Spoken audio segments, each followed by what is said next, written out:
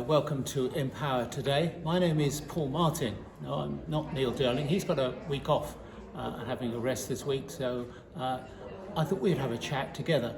Can you hear that noise in the background? That's chatter. It's something we do every day. We've done from the youngest of us, when maybe 2 or 3 years old, we begin to pick up the language and we chat. And we talk to our friends socially and on the telephone, on social media. And it's how we interact, it's how we build community, it's how we make friends. And this came home to me the other day, looking after my granddaughter. She's just 2.5, and Phoebe discovered earlier this year the wonders of language. She began to talk, and now she talks 19 to the dozen, as they say, and chats whether you're listening or not, whether you're in the room or not, she will chat because that's the way she is.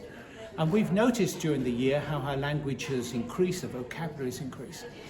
And just last week, a specific word entered that vocabulary, and it gets used an awful lot. It's a 3-letter word. It's the word why. So now when we say it's lunchtime, the answer is why. What should we go to the park? Why? Would you like an ice cream? Why? Everything has the answer why to it. And we use that, don't we, a lot, that word. It's how we get information. It's how we solve riddles that are going on in our minds. It's how we try and make sense of what's going on in life.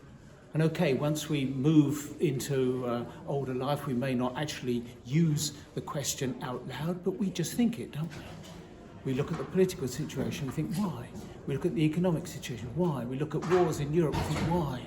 And we ask those questions inside and we internalize them. And sometimes there aren't any clear answers, and sometimes the more we ask the question why, the more the puzzle seems to be confusing. So how do we solve it?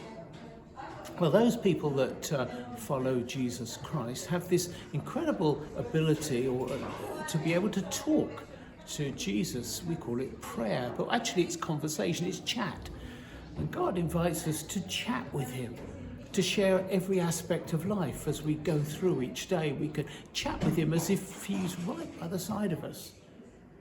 And he listens, and he answers those prayers.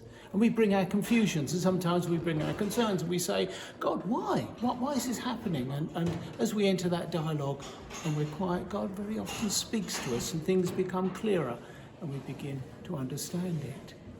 It's called prayer, and anyone can do it. And I'd invite you to, during the week, in various situations, just talk to God as you would chat with a friend or a neighbour, and wait for his answers and his revelation. And I think you'll be surprised at how interested God is in your life and the things that are going on around you. So chat to him and find out. Thanks for joining me today. Our time is up, and actually I've got to leave because I've got to go and see my granddaughter. And if I'm late, you know the question she's going to ask, don't you? Why?